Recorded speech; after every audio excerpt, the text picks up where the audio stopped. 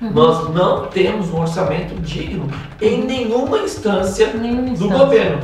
A economia criativa está em ascendência. Por mais que a gente esteja com problemas, ela está em ascendência e importância. E entre o seu projeto e o do outro, por mais que eu prefira o seu, o do outro estava melhor escrito. Por isso que eu sou contra. Porque o projeto, ele não mostra o espírito da ação em si. Olha, parecia que o parecerista, tipo assim, se fosse eu escrevendo esse projeto, fazia assim, então não vou te dar a nota porque você não fez o jeito que eu pensei. É praticamente isso. Teve pareceres que eu li isso, tipo, eu acredito muito nessas teorias da conspiração que estão fazendo. Antes é o edital, né? Antes do parecerista temos um problema que é o Que é o edital. edital. E antes do edital nós temos um problema que é como o governo, seja qual for, qual instância for, vê e trata as artes. Nós não temos um orçamento digno em nenhuma instância do governo. Nós não temos orçamento digno para a cultura no governo federal, nem no governo estadual, nem nos governos municipais. Quer dizer, nós temos uma Secretaria Estadual de Cultura com quase ninguém. Quem escreveu o edital? Copiaram mais ou menos um copia-cola do LPG, tentando arrumar algumas coisas. E aí, gente, se vocês pegarem o edital, tem até assim, as inscrições, sabe? Vem uns 3x assim que não se sabe de onde veio. Do copiar. Do copia e cola, sabe? Assim. E aí, Quer como dizer, é que tá a minha pele? a sua pele tá boa. A primeira coisa, uma das 10 mil coisas, porque aí que tá, o problema é que tá tão problemático que a gente tem que dar uma de polvo, né? Cada mão tentar resolver um problema, pegar alguma coisa. Mas uma das coisas é a gente lutar por um orçamento digno para a base das secretarias e ministérios da cultura. Então, a gente tem que lutar para que se respeite isso. Um orçamento fixo, não orçamento... Entendi agora. Entendi. Entendeu? Olha só, eu não sei hoje, mas durante anos e anos a Funarte tinha o setor de circo. Quem eram os funcionários do setor de circo para cuidar de toda a área de circo no Brasil? E aí eu não estou falando só circo de lona, eu estou falando escolas de circo, artistas circenses independentes, festivais, escolas e os circos. Eram 2 pessoas. Eram 2 pessoas para cuidar de todo o circo no Brasil. Quer dizer, não temos nem pessoas. Nós não temos nem pessoas para isso, muito menos pessoas preparadas. Né? Porque se vira uma carreira ser um gestor cultural, porque tem um monte de curso, mas não existe a carreira, né?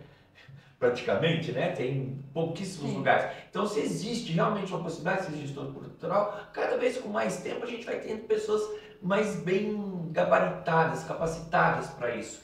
E tendo mais gente, nós também vamos ter, acredito e espero, mais possibilidades de todas as pessoas, todos os estilos, né?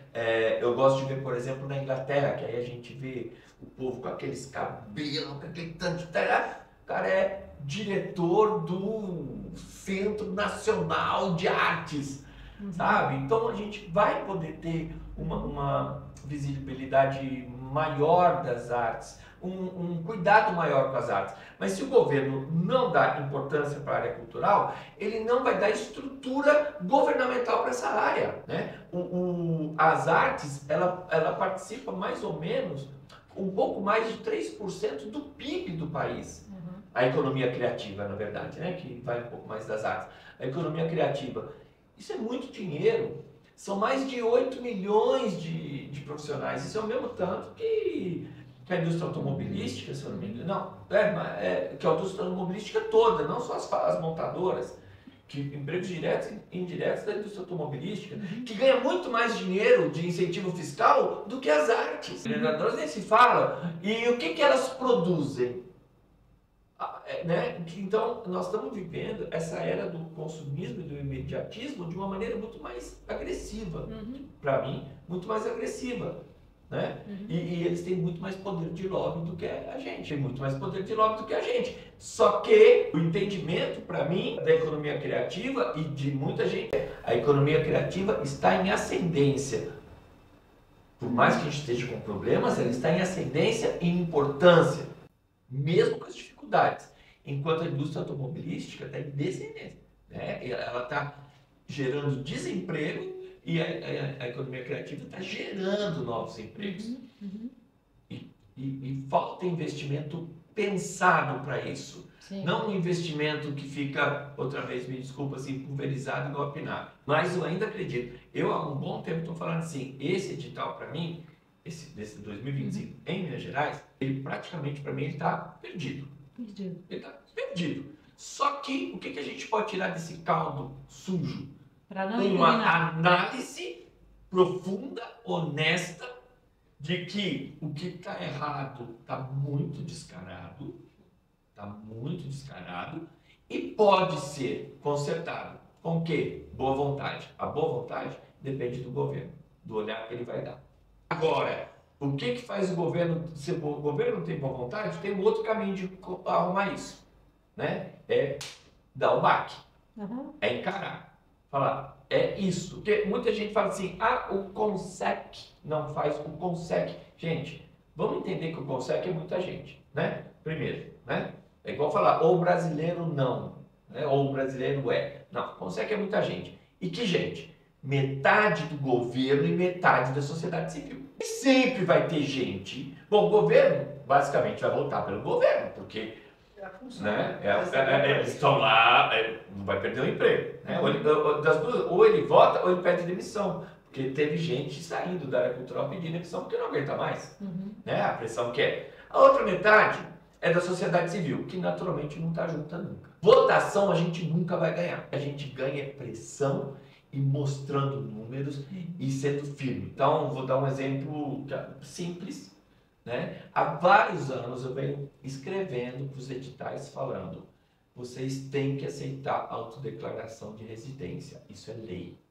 Isso está no Código Civil. Querem saber sobre residência, lê Código Civil e lê a Constituição Federal. E aí acontece um monte de coisas. Se o Wilsinho, ele estava dando aula, não sei se dá mais em Ouro Preto, não estava durante um tempo? Sim. Aí você fica lá e você fica aqui em Belo Horizonte, não é? Por lei, o Wilsinho pode participar de editais de Ouro Preto e de editais de Belo Horizonte, porque ele mora em Ouro Preto um período e ele mora em Belo Horizonte um período. Ele pode declarar. Mas ele fica numa pousada que não, então não tem nenhum documento. Tem. A autodeclaração dele é válida pelo Código Civil Brasileiro, é válida. Na verdade, e se ele trabalha lá, já está. Na verdade, se a gente for olhar, o único documento que o Código Civil fala que é um documento de comprovação de residência é a autodeclaração. Todos esses outros documentos são aceitos pelos editais. Mas a autodeclaração não precisava nem ter do edital. Era eu mandar e pronto. Você tem que aceitar, meu amigo. Só que eles não aceitavam. A primeira coisa que eu fiz quando eu entrei dessa vez, que eu voltei para a representação cultural, foi autodeclaração, tem que estar presente. Mas isso aí o jurídico não aceita? Bom, então fala para o jurídico que ele está desrespeitando a lei. Ler, né? Cadê a lei? Está aqui. Mandei para a pessoa. Tá aqui. Mandaram para o jurídico. Um mês depois, Rodrigo, você está certo. Eles vão aceitar. Não, eles não vão aceitar. Eles decidiram aceitar. Não, eles não decidiram aceitar, eles são obrigados. Mas eu fiquei calado, né? Já conseguimos, né? Aí puseram lá a autodeclaração. Minha surpresa, 2 dias depois, o que acontece?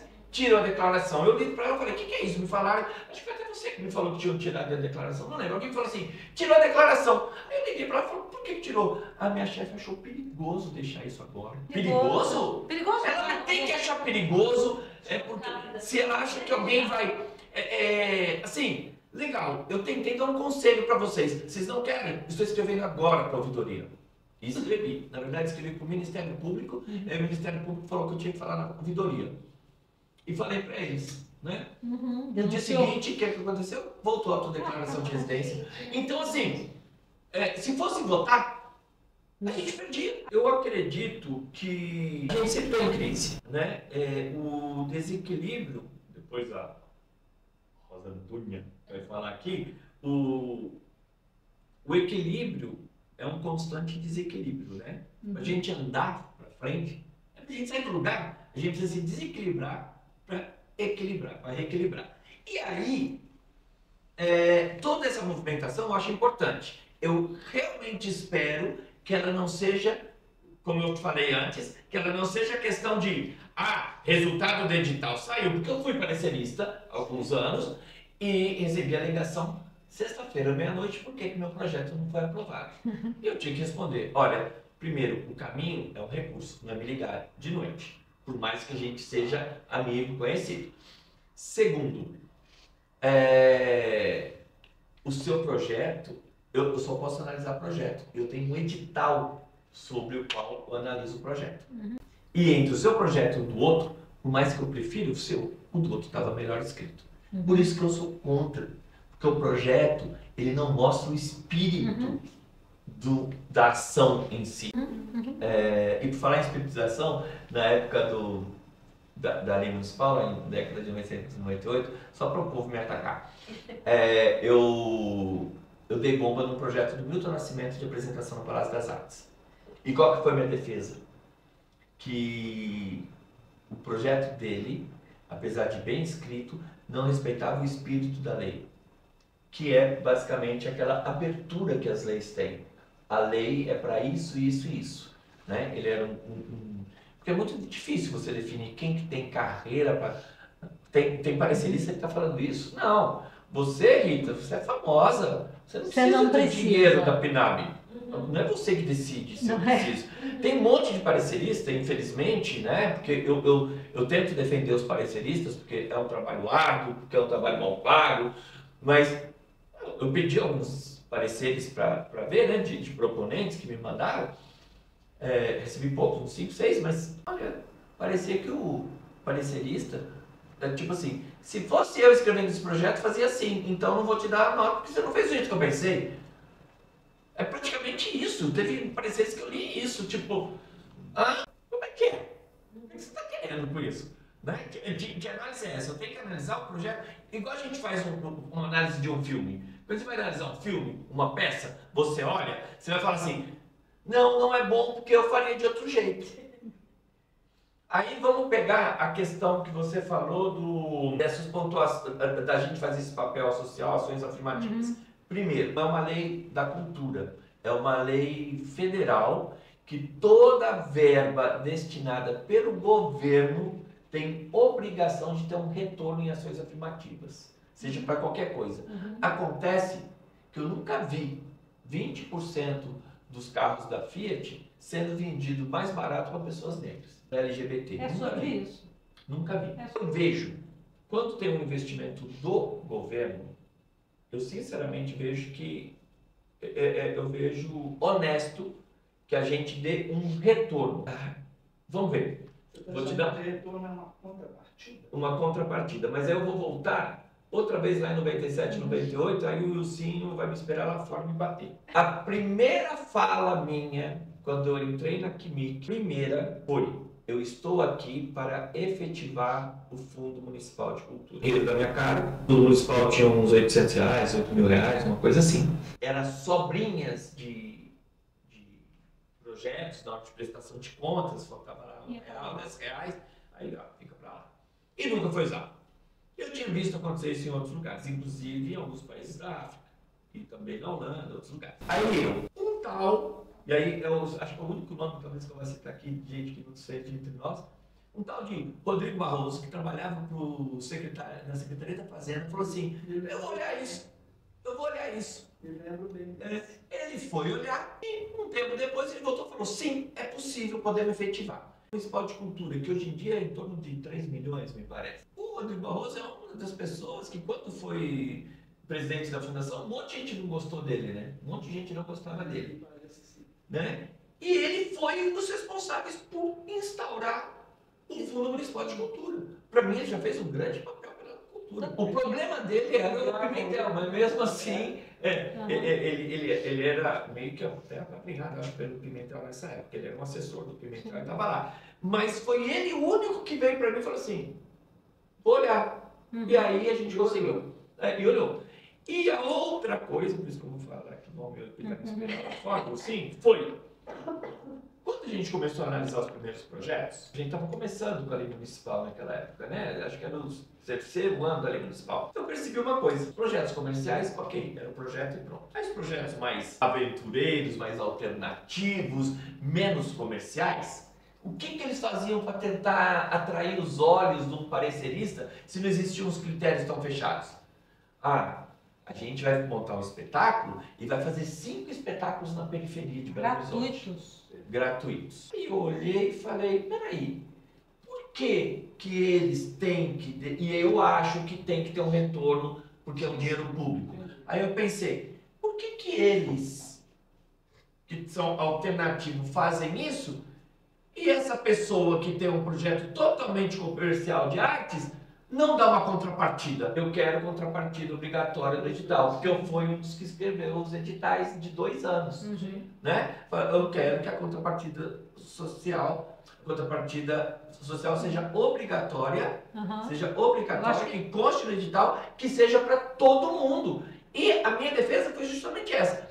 Se uma empresa te contrata um espetáculo, né, ou te paga um projeto e pedia contrapartida naquela época, por que o governo dando dinheiro, e eu tento olhar sempre os 2, 3, 4 lados, o governo dando dinheiro não vai ter uma contrapartida, mas o que aconteceu?